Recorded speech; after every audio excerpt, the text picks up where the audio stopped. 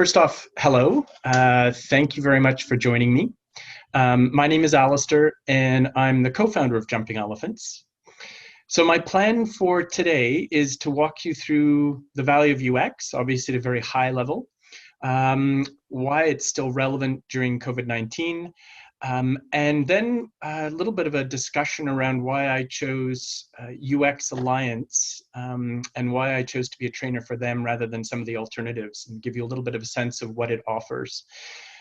So you're welcome to send any questions you might have while I'm going through the presentation in the chat, but what I'm going to do is leave the questions and answers to the end just to make sure that I can get through everything and give everybody a little bit of access to the content that I promised. So with that, I'm going to move on to the next slide. Oh, I should warn everybody as well that what I'm actually doing is recording the session. And I'm doing that just to make sure that if anybody would like to see it after the fact, they can do, but also to give me an opportunity to see what I did and see how I can improve for the next time. So there we go. So as a walkthrough of what we're going to be talking about today, I will actually just stop for a moment and confirm. Can everybody hear me okay? Yes. Hear you fine. Yep. Excellent. Okay. If I couldn't hear anybody, that might have been a bad sign for what I just said. So that's great. Thank you. All right. I'm going to talk a little bit about what scares me and the rest of the Elephant team, just by way of very quick intro. I'm then going to go into a little bit of background on myself, Jumping Elephants, and the UXalliance in particular. I'll provide a quick definition of user experience. I'm going to talk a little bit about why I think we should be bothering to learn about user experience, and also whether or not UX is still relevant during COVID-19, and arguably more so in many respects.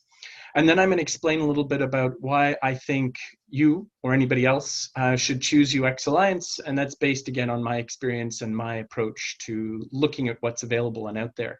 And then I'm going to walk everybody through level 1, level 2, and level 3 of the UXalliance training, just to give you a bit of a flavor of what it's all about.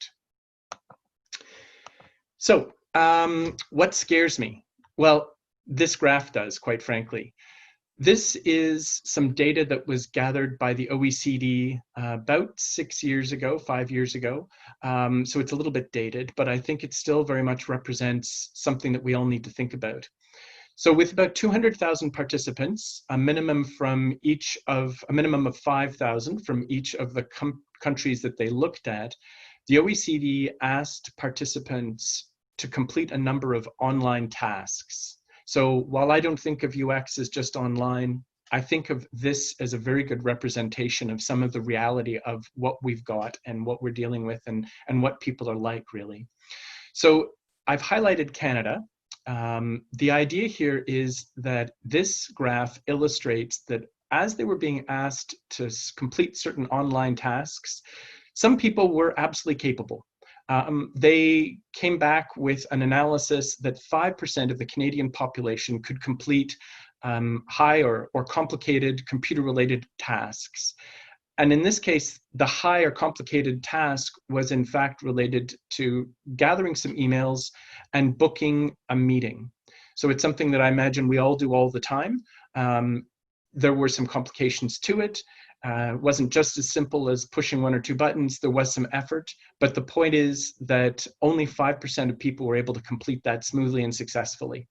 There were obviously other tasks as well that wasn't just based on one piece of data, but what they also learned was that a surprising number of people only had medium level skills. Most worrying, as far as I'm concerned, and most illustrative of the reason why we need to be thinking about UX research and design is because 40% had poor skills, 20% were identified as not being able to use computers. So for me, these are really stark and important stats that speak to the value of, in fact, engaging with people and understanding what they're capable of, what they need, and what we can be building for them and with them.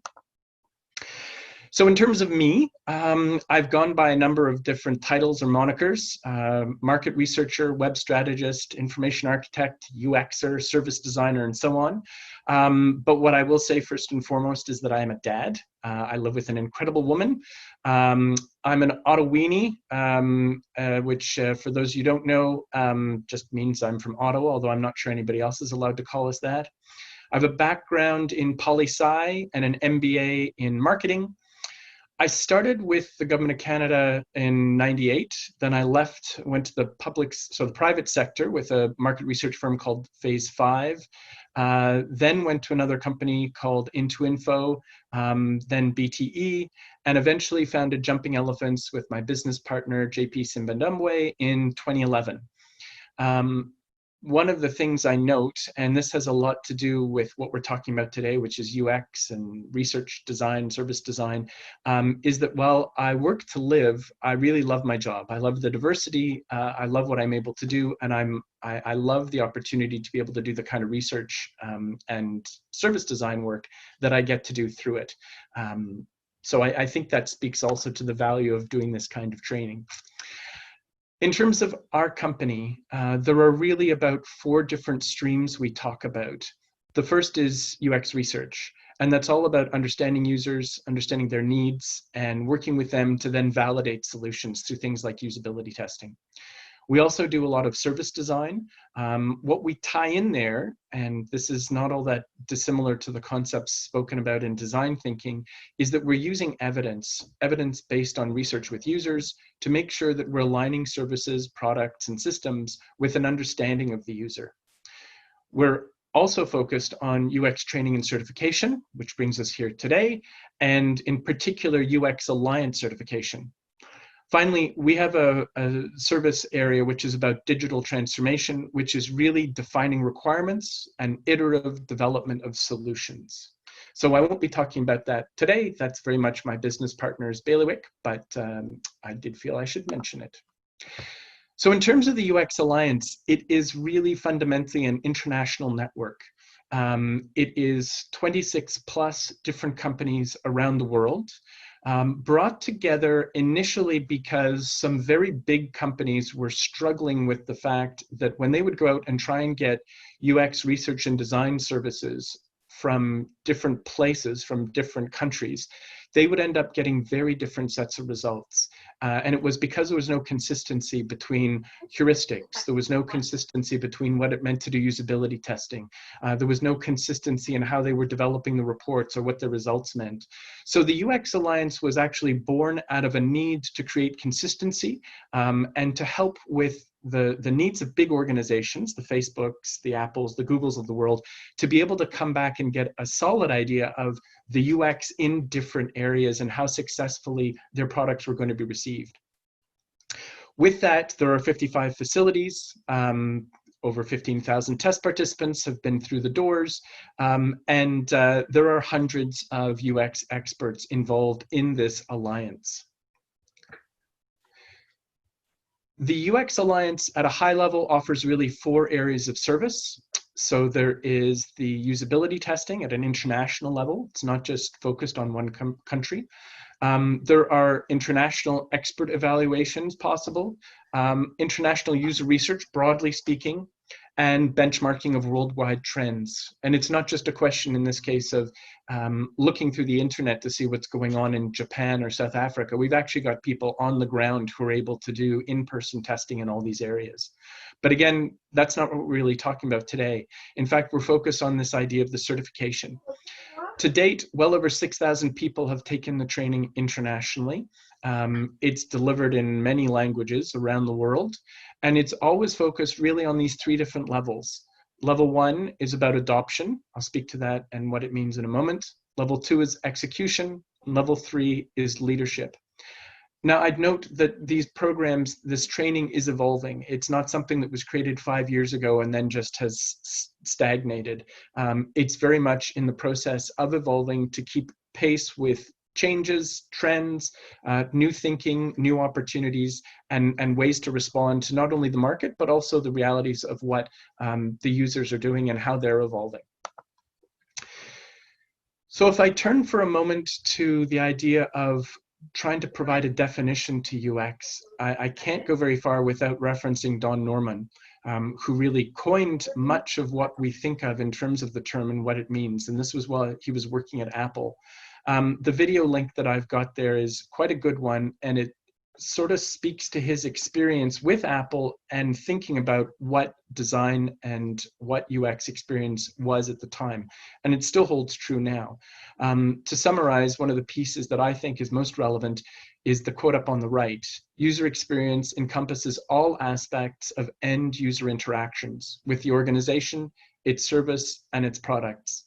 Now, what I want to take away from there is the idea that we're thinking about the user, the individual, the human, but we're also thinking about all aspects of the end user experience. So for me, and I think many of the practitioners I know, UX is not just about digital delivery. It's not just thinking about what's online. It's also thinking about the package you received from Amazon yesterday, or it's thinking about getting on the phone with Bell and dealing with their call center. So it's many different aspects of the user experience. The International Standards Organization actually has an ISO about UX, and it describes it as the perceptions and reactions of a person resulting from the actual or intended use of a product, system, or service. So they've expanded it a little bit in terms of thinking about what they're focused on. They moved away from the idea of a user to focus on the concept of a person, but they very much have the same idea that we're talking about engaging with individuals and understanding their interactions. What's neat for me about this standard is also that it thinks about the system, so it could be the product or the service or the system itself.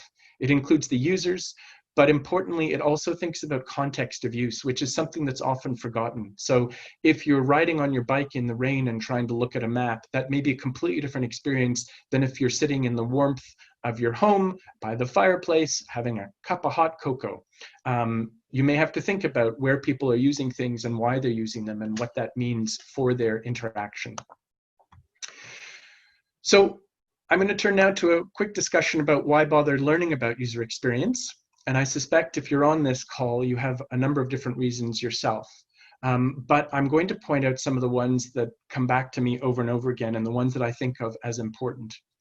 First off, rather than listening to the loudest voice, rather than listening to the person who's the highest paid and having them guide decision-making and decide whether or not the tool or service is going to be blue or in person or located at the edge of the city, we use evidence to guide what we're doing.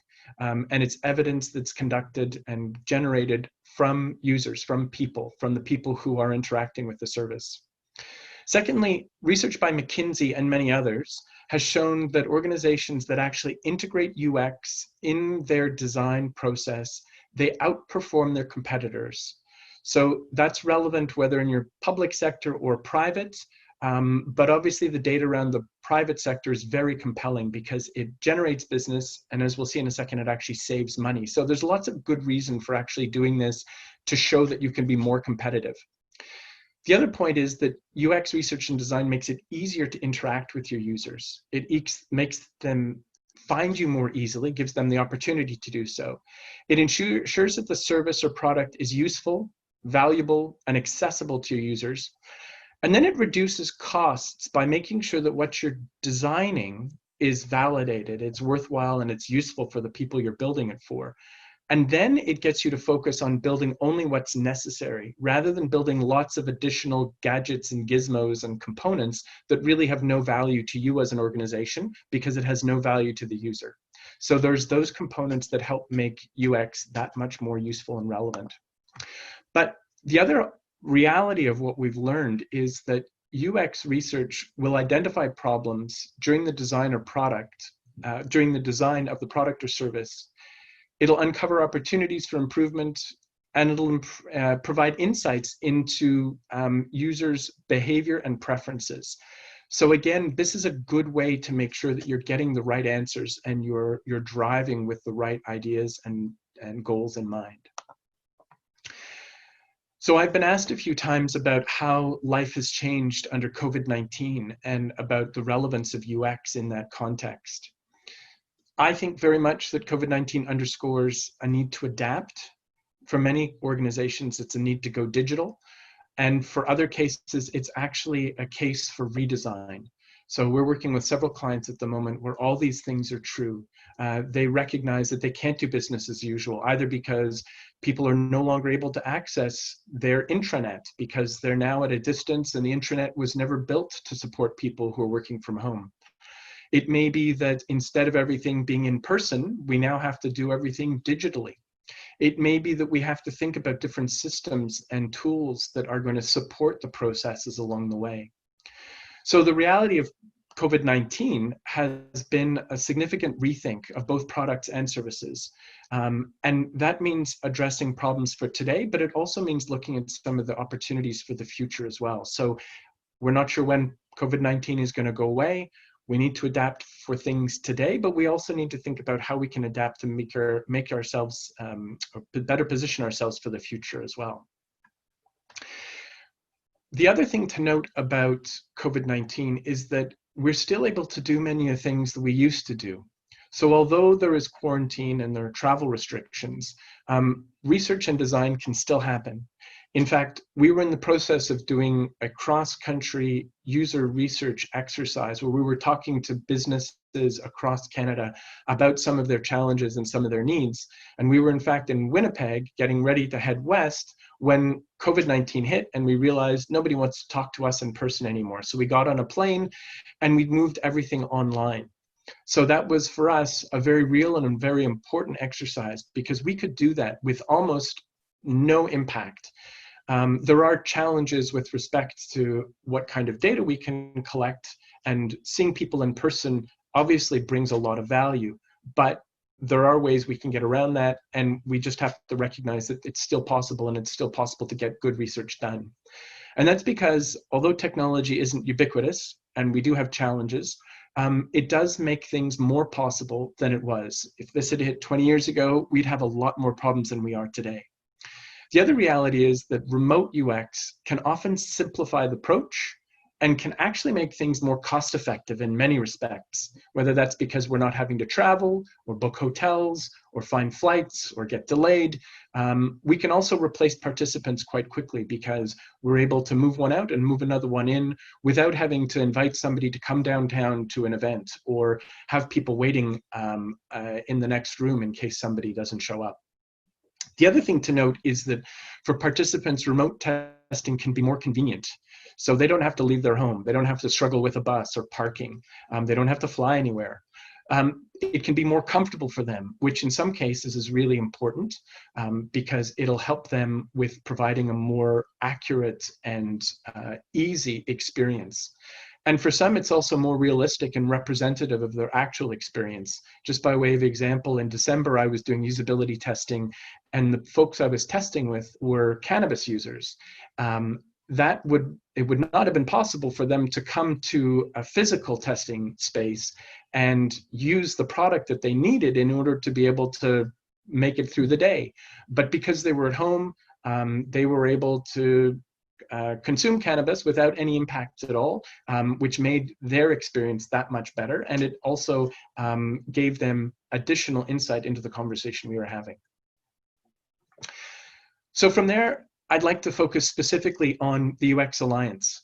So as I mentioned, the UX Alliance offers a number of different training and certification opportunities.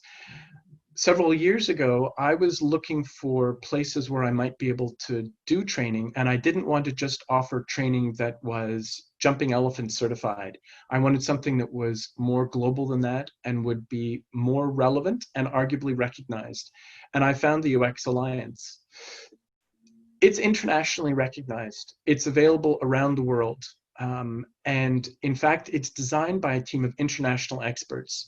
So it's not just Toronto-based or out of one pocket of the United States. It's in fact being guided and led by people who are literally around the world and on top of all kinds of major trends and developments as they're happening, rather than reading about them weeks, months, or years later. The training is also delivered by experts in small groups. So the actual people who designed the content and the training are the ones who deliver it. They're from around the world.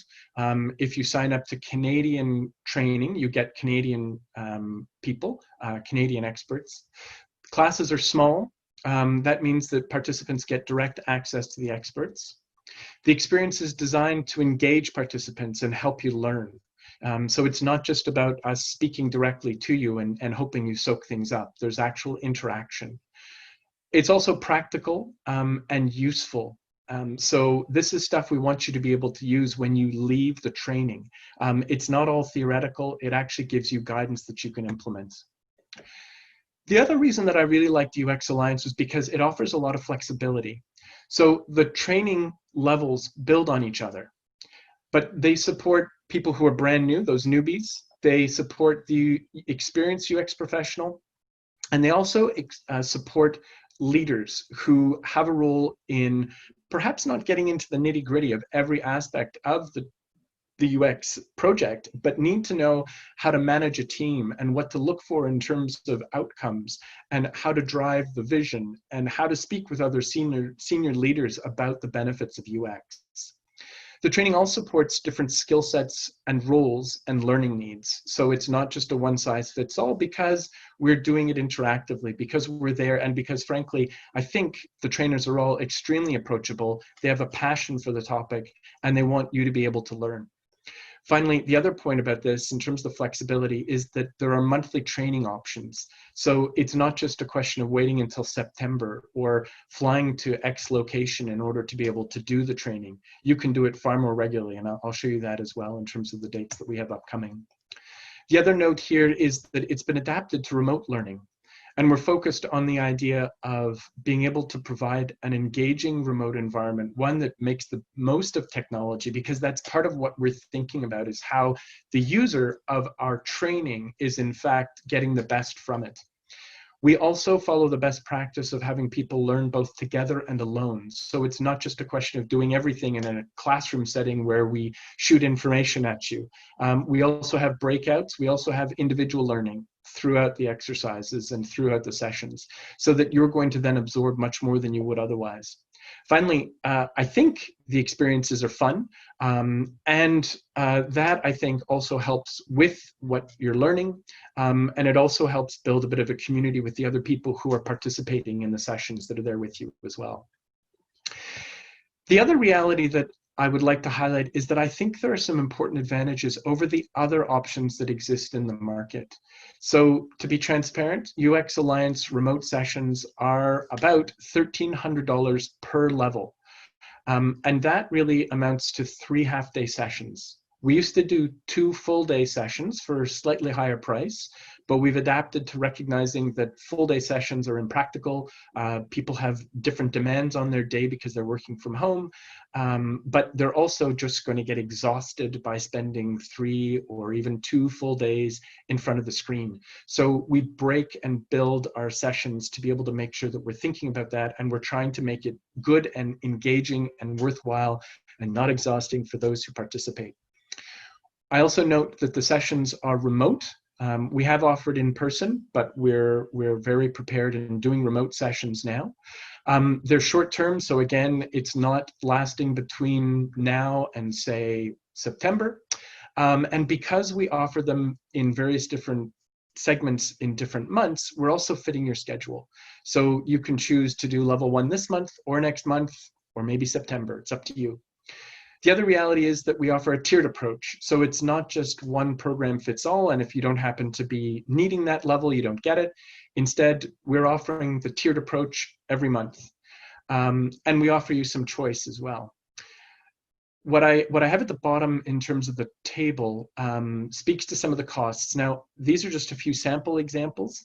And I would note that the costs have been translated in some cases from US dollars. And it's frankly a little bit difficult to be able to compare apples to apples with what you see. But I did just want to provide some sense of how things compare. Some of these programs offer something that looks and sounds similar. And I think it really becomes a choice as to whether or not you want to go with UXalliance or somebody else. I will note that you should be thinking about the flexibility that they offer as well. Now, I've highlighted some of the reasons why I think the UX Alliance was my choice, was why I think it's worthwhile. And in some cases, what I found is that the flexibility being offered by these programs is really quite limited or low. And by flexibility, I mean you're able to choose different times, you're able to choose different programs, it's available to different types of people and skills and so on. In some cases, it's far more cookie cutter, and you simply have to follow what they're offering and be happy with it, I guess. So in terms of a little bit more detail around what the actual program offers, at the adoption level, which is level 1, the objectives are to understand key UX concepts, the methods, the misconceptions, challenges. We want you to understand some of the methods to be able to integrate them into the projects that you're doing. Ideally, we want you to leave as a UX ambassador and to be able to guide UX within the growth of your organization. The sorts of people that come to this training typically are business analysts, digital and product managers, we've got product owners, we've got designers, just to name a few. We really focus on anybody who wants to understand UX and integrate UX into their projects. There's no prerequisite, but we do want you to come with a curiosity for the subject. In terms of the actual content or the modules of the different levels, at level 1, during the adoption, we begin with an understanding of what user experience is and what it means. The illustration on the right is an example of really bad user experience where people had to wait for an awfully long time just for no service at all. We want to talk about that in terms of your understanding of user experience, what it means, and how we think about it as we're designing products, or in this case, services and systems as well. We also talk about the 4 areas: discover, define, develop, and deploy, that are included in any project, and how at the beginning, the UX component can be really messy. It's a challenging time to get your arms around everything. But as you move through the project, that messiness becomes clearer because you're talking to users, because you're thinking about the needs of the organization, because you're thinking about what's going on out in the market. And you start to realize that there are better decisions you can make because of the evidence you're gathering. And as you move forward, you start to see that the options become cleaner and simpler, and the project moves forward far more cleanly. The other point to make here is that we're talking about people, we're talking about humans, we're talking about thinking about their limitations, their proclivities, their belief that they can be fantastic at multitasking when in fact maybe they can't, the fact that we need to consider short-term memory and that people can't remember 25 things on a menu and make a decent decision based on those things in front of them. So we think a little bit about some of what it means to be people and humans and how we need to design from that perspective. We also introduce you to some of the areas and some of the methods that can be used. So whether they're behavioral, whether they're attitudinal, whether they're qualitative, whether they're quantitative, what we want to do is show you that there are different tools for different activities. And you're going to get different results depending on what tools you use and how appropriate they are for the actual research exercise you're undertaking. We'll then talk about the definition phase and how you translate some of that research into wireframes, into concepts, and how you then make decisions and prioritize. We'll then also talk about UX in your organization. So the image on the right is the UX maturity model, or one of many really. But the idea here is that you as an organization might find yourself well equipped to do what's necessary for UX to work. And in other cases, maybe you're not at all. Maybe you are way down the UX maturity level. And you want to think about that in terms of how you engage with senior management, what change management might be considered important and relevant, or whether in fact you have everything you need and everything is going to go smoothly because your organization is just so mature. And I have to tell you that a lot of people will be jealous of that particular perspective. Level 2 is about execution.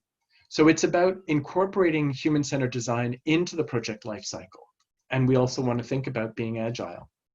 We talk about planning, coordinating and implementing UX activities and how you can do that, how you have to think about it. We also focus on the idea of involving stakeholders to be able to make sure that you're aligning the UX vision with the goals of the organization as well. And we then go into greater detail about choosing the right research and testing methods and pulling those in and making sure that they're involved at the right time and in the right way. The sorts of people who are involved in this are often certified practitioners from level 1. We get IT decision makers, including product owners, account managers, product managers, and digital marketing managers. And really, we could also be thinking about anybody who has between 2 to 4 years of experience in managing a technology-based product or service. Ideally, those individuals have had exposure to UX and an interest in it as well. We start the UX PM module discussion with a focus on what we learned in level 1, just to make sure everybody's on the right page. In particular, this idea of everything being useful, usable, engaging, and accessible.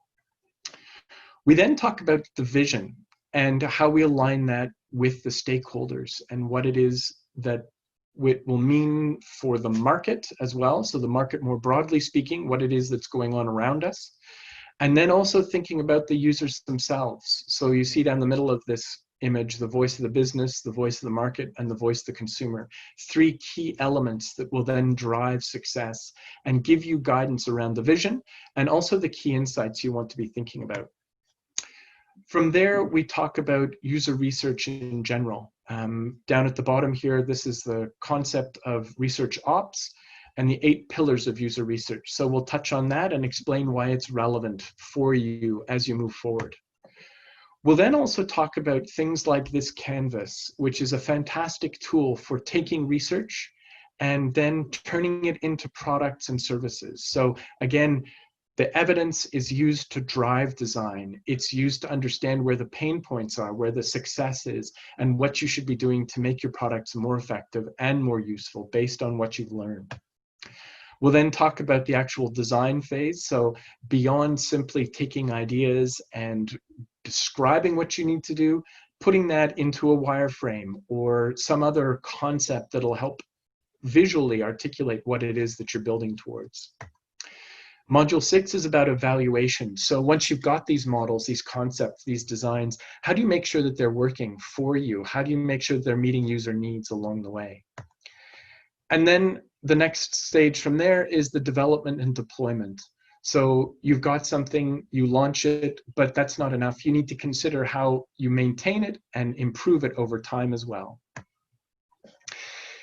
Level 3, UX PM leadership, is about understanding the connection between the product and the service. Part of that conversation really starts with the idea that really it's very difficult to identify things that are just products now because so many of them have a service component, and it's often the service we judge. Similarly, services are supported by many products along the way as well. So where do we draw the line between one and the other? We then talk about developing a roadmap to initiate change. We talk about building internal capacity. So those are the people, the resources, and so on. We talk about integrating collaboration and co-creation. And we talk about key experience indicators to measure change. At the end, we hope that you are that UX influencer within the organization. You know enough to be able to talk about it and convince others. The audience is often people who have taken UX PM level 2. We also explore conversations with people who have 5+ years of experience. And again, people who have an interest and have a capacity. But the actual roles, whether it's BA, product owner, and so on, they come from many different areas within the organization. In terms of the actual content that we talk about, Module 1 is about designing for services. So the image at the top here is this idea of the front of the stage and the back of the stage and how those work and how they must be integrated. And the fact that while we as users might look at what's going on in front of the curtain, if you imagine a theater, then there's all kinds of things that are happening behind the theater as well, behind that curtain, in the orchestra, the person who has designed the script or who has managed to make the scene look beautiful. At the bottom of this image of this slide, we see the idea of a service blueprint, which speaks to how interactions happen and how the process is described, key steps, key tasks, and all the folks that are involved, again, from the front of stage perspective, as well as the back of stage. We then talk about designing for change. This is very much about change management and recognizing that there is a roadmap that you can be following. A little bit about the evolution of the organization and its maturity, starting with that spark and ending off with a scenario where you're nurturing and moving forward, not just having to convince everybody of the value of UX every day. We also talk about the importance of bringing the right team together. There is no magic one unicorn that can do it all. We think about the importance of bringing different skills, different experiences, even different tools and methodologies to the table. Then we talk also about the importance of collaboration in design, and whether this is collaborating with stakeholders, whether it's incorporating real users, whether it's representative users. The idea is that these different people have a lot to offer. They have a lot of important experience to share, and we can make a much better product through collaboration and co-design activities. We'll then walk you through a design brief, what should be included, how to make it work, what some of the perils and pitfalls are. We'll talk about creativity and problem solving. So at the top here on the right, you'll see this concept of design thinking, what it looks like, and how we walk through it in order to be able to first expand on the opportunities and ideas, and then narrow in, refining all the great ideas we had to focus on a particular and poignant piece in the experience, and then focusing on building out that particular element and really evolving it so that it's as useful as it can be for the users. At the bottom of the screen, you see a concept that reflects a 5-day design sprint. So that's something else that we'll talk about in terms of showing you how you can work through design thinking and apply it to your own organization. We'll also talk about how you measure the experience. So this is the Google Heart approach, Heart representing happiness, engagement, adoption, retention, and task, and how you can use that to then drive the discussion around whether or not your changes and your activities and your experience is in fact improving, and whether or not users are getting something better than they had before. Finally, we'll talk about this issue of convincing, making you the UX evangelist and giving you some of the tools and language to be able to help others understand the importance of UX within the organization. So we'll turn to questions now, but I did just want to also offer up a sense of when training is happening. And level 1, for example, is happening next week. But level 1 is also happening July 15th to the 17th. Level 2 is June 17th to the 19th, but also July 22nd to 24th. Level 3 is June 24th to 26th, as well as July 29th to 31st. And if we don't answer any questions here, I'm happy for you to get in touch with me directly. So I now just like to open it up. I realize there are potentially some questions that I'm going to open as well. But I just wanted to ask whether anybody would like to raise anything in particular, or have me go back to anything and go over anything along the way. I might have a question. Yeah. So I'm very interested in optimizing like business processes, both like internally, but also interacting with like external clients or customers. Would you say that like these levels are, let's say, better suited than taking some certificates in, let's say, Lean or like Six Sigma? I like the holistic approach from these courses. But I'm just wondering like what you would like recommend if you want to optimize like processes. Well, I'm an enormous advocate in the importance of engaging the user in defining your processes and in the services that you offer. So while Lean and Six Sigma will touch on some of those pieces, their focus is really on delivering a new way of thinking about how you do the work. Whereas what we're doing here is talking about how we focus on the user and how we sometimes get rid of some components that you may learn are not important to the service, but then also building around the existing value that you can deliver for the organization and for the user itself. So I think it's a different exercise. If one is learning about the methodology and learning about where it can be applicable, whereas what I think we offer is a broader and more useful way to actually think about integrating user experience in your design. So I think it really boils down to what your objectives are in the training. And I recognize you're saying you want to sort of streamline and improve the experience.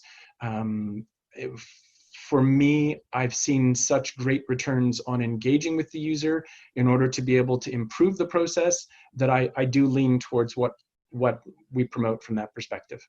Okay. I don't know if that helps. Yeah. Yeah, definitely. Thank you.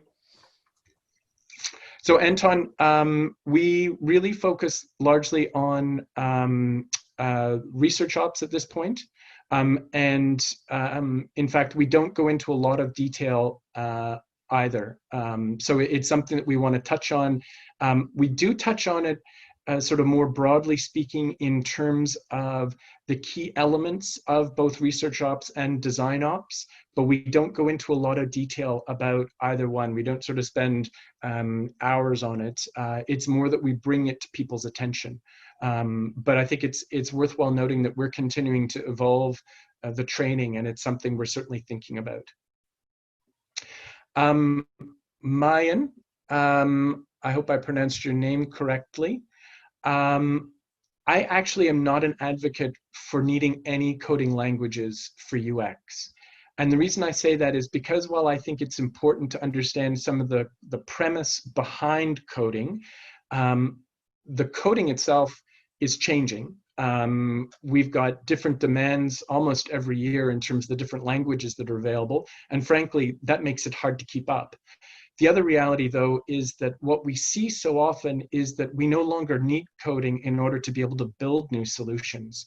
There's lots of drag and drop and plug and play type solutions that exist.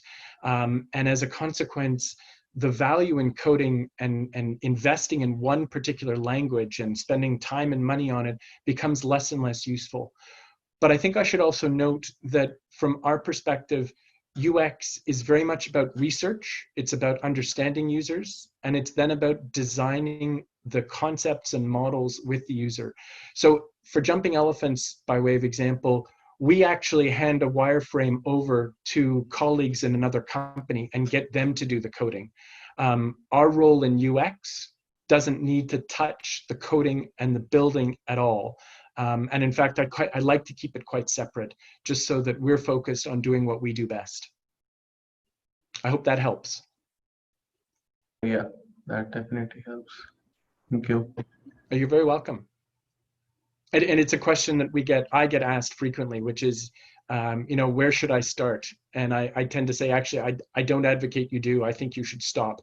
I like the idea that you understand technology and how it works and the difference between a relational database and an Excel, but I don't think you need to be able to do the programming and all these different things to be a successful UX researcher and designer. Anybody else have any questions? Again, my contact information is there.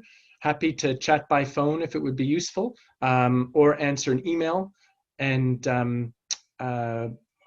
look forward to connecting with anybody again in the future. But otherwise, I'm not keen to keep everybody. If there's no other questions, I'll probably give it another minute or two, and I'll say thank you very much for joining me today. I hope it was useful. In fact, I'd welcome any feedback in terms of whether there's something that I've missed or whether there's something you'd like to explore in a little bit more detail. You can send that again to me by chat or by email directly. But it's useful for me to improve and for me to learn. But otherwise, I'll stay on the line for another minute and then wrap it all up unless I hear from anybody. But thanks again for joining me today and taking some time to hear about UXalliance and a little of why I decided to get involved in it.